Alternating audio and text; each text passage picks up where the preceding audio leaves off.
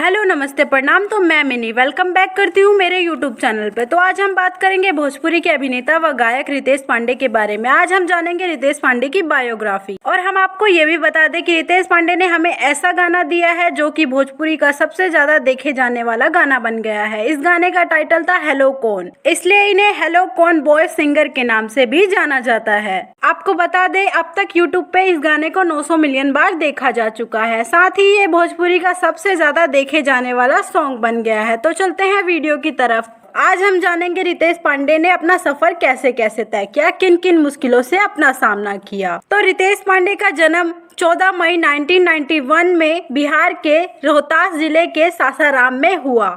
वर्तमान 2022 में रितेश पांडे 31 वर्ष के हैं। रितेश पांडे का जन्म एक मध्य वर्गीय परिवार में हुआ और तब के समय में रितेश पांडे के घर की आर्थिक स्थिति ठीक नहीं थी, जिस वजह से रितेश पांडे के पिता बिहार से काशी बनारस चले गए। तब के समय में रितेश पांडे के पिता पेशे से अध्यापक थे और खाली समय में बच्चों को कोचिंग दिया करते थे। कुछ समय बाद ही रितेश पांडे का पूरा परिवार बनारस शिफ्ट हो गया। रितेश पांडे की शिक्षा बनारस से ही हुई है। तो रितेश पांडे ने अपनी इंटर साइंस से की है और इंटर काफी अच्छे अंकों से पास किया है। उनके घर के सभी लोग ये चाहते थे कि रितेश पांडे आगे की पढ़ाई पूरी करे, पर रितेश पांडे का मन पढ़ाई में नहीं था और रितेश पांडे बचपन से ही संगीत में रुचि लेते थे। रितेश पांडे ने जब ये बात अपने घर में बताई तो सभी ने मना किया, पर बाद में रितेश पांडे का परिवार मान गया। इसके बाद शुरुआत में रितेश पांडे ने काफी असफलताओं का सामना किया है। रितेश पांडे ने बनारस के एक स्टूडियो में गाना गाया और ये गाना निकाला भी, पर ये गाना कुछ खास चल नहीं पाया। देखते ही देखते ये गाना फ्लॉप हो गया।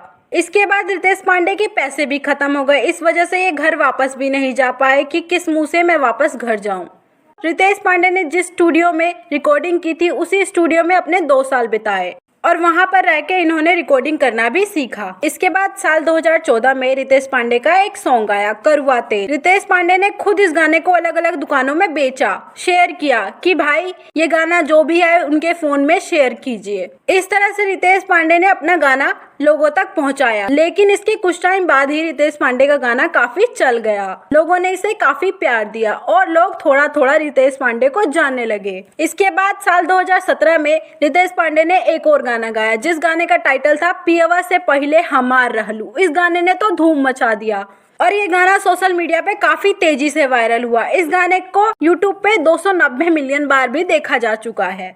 इसके बाद रितेश पांडे को इतना प्यार मिला कि आज इन्हें कौन नहीं जानता और इन्होंने इसके बाद एक से एक गाने भी दिए, जिनमें से कुछ के नाम है काशी हिले, पटना हिले, जाए चंदा, सलमान खान आया है, हेलो कौन जैसे हिट गाने हमें दिए। इसके बाद रितेश पांडे को भोजपुरी फिल्मों में भी अभिनय करने का मौका मिला।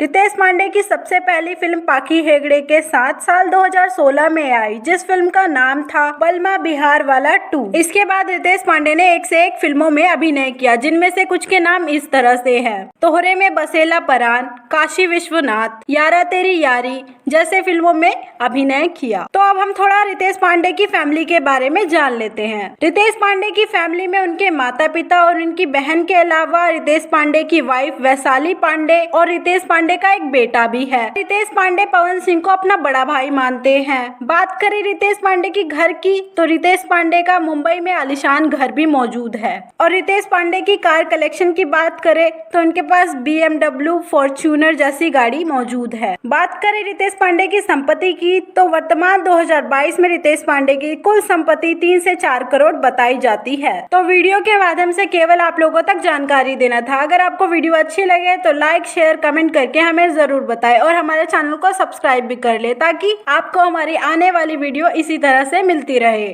Thanks for watching. मिलते हैं आपसे नेक्स्ट वीडियो पे, तब तक के लिए बाय बाय।